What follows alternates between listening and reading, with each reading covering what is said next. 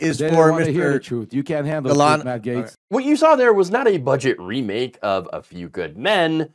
That was a Biden impeachment hearing video. It happened on Wednesday, where Matt Gaetz was challenging former Rudy Giuliani associate Lev Parnas, and Parnas pushed back. Parnas served 4 months in prison for campaign finance violations related to a scheme to use donations in order to get a cannabis business license in the United States for a Russian oligarch. So Parnas had worked for the Russians. He also had an investment company named Fraud Guarantee, the naming of which was absolutely on the nose because it was a fraud. That said, Lev Parnas served his time and then flipped on Rudy Giuliani, Donald Trump, and was the witness for the Democrats, and pointed out, of course, that he and Rudy Giuliani had gotten information from the Russian government through his contacts and Russian agents to try to basically smear President Joe Biden as someone who had been getting, who had been doing influence peddling and getting bribed by foreign officials. There's no evidence of that at all. Nonetheless, Matt Gaetz decided he was going to use Parnas's criminal past to discredit his current testimony. Sounds like everyone here today, the only one working for a Russian oligarch was you. Right? I mean, yeah, it was. I just heard you. I mean, it's public information. Yeah, no, I just heard you wax Gaetz. poetic. I got paid $200,000. You know how much I got paid. You were really worried about our democracy, and you were here to warn us. But you were working for a Russian oligarch, on wanting behalf to of get President marijuana Trump. licenses. But then you didn't even do it. The fraud you committed against the Russian oligarch was that instead you spent the money on yourself. So, like, was that what you were doing to fight against Russia's aggression? That's a lie. Just taking their money? Well, that's what you were convicted of. No, but instead of spending 50 years in prison, you got 4 months. As this hearing continues, I look forward to hearing what Mr. Galanis thinks about how he was treated by the DOJ for telling the truth, as opposed to how you're treated for lying. The DOJ didn't listen to the truth, because if they would listen to the question, truth, the question Mr. Gaetz had is for Mr. Hear the truth. You can't handle the truth, Matt Gaetz. Look, well, the truth for you is taking money from Russians to buy marijuana businesses and then go into jail and then coming here to lie about Trump. You should know better than anybody. Gentlemen's time has expired. You should know better than anybody. Gentlemen's time's expired. Okay, so two things can be true here. Lev Parnas is a convicted criminal. Yes, he tried to influence politicians on behalf of a Russian oligarch. The other thing that's true is Rudy Giuliani attempted to influence politicians and people on behalf of Russians, the Russian government.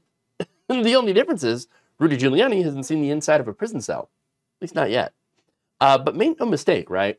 Giuliani and Parnas, part of his testimony, said that they took narratives from the Russian government about Joe and Hunter Biden and used them in a way to, again, smear him politically, Joe Biden politically, so that Donald Trump would have a better shot at winning the 2020 election.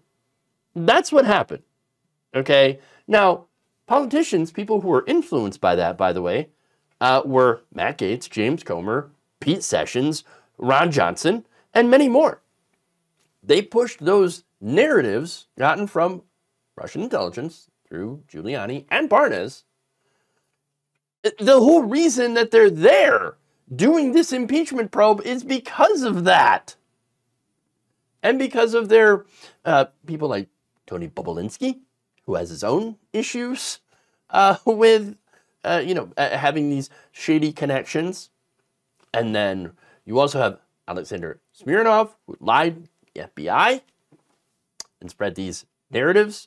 His testimony has come under question along with Bobulinski. Seems like the only one that seems to be telling the truth here and can be backed up by evidence was Lev Parnas, who again was a convicted criminal, turned and reformed. That's it. And now is on the correct side, the side of facts. Yes. Look, all these Republicans, though, have pushed these lies about influence peddling that Giuliani and Parnas knew were from Russian intelligence sources. That's it. The fact is that Gaetz, the truth that Gaetz cannot handle is the fact that their ridiculous impeachment hoax continues to fall apart.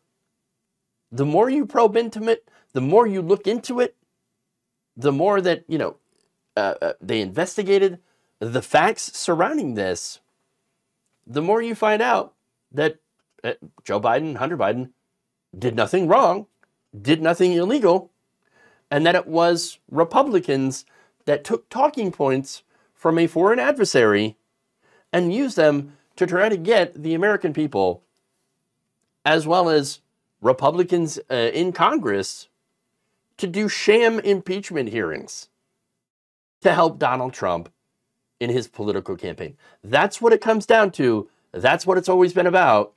And Matt Gaetz, a little salty about that, but I think he has some other things that he needs to worry about. Like, for example, the ethics probe that's looking into him involving possible sex trafficking of a minor. So he's going to have to go on the record here pretty soon in a hearing, in a deposition, and talk about how much of a creep he may or may not be. So, lovely. Can't wait for that. Matt, you might want to, figure that whole thing out before you start talking about other people.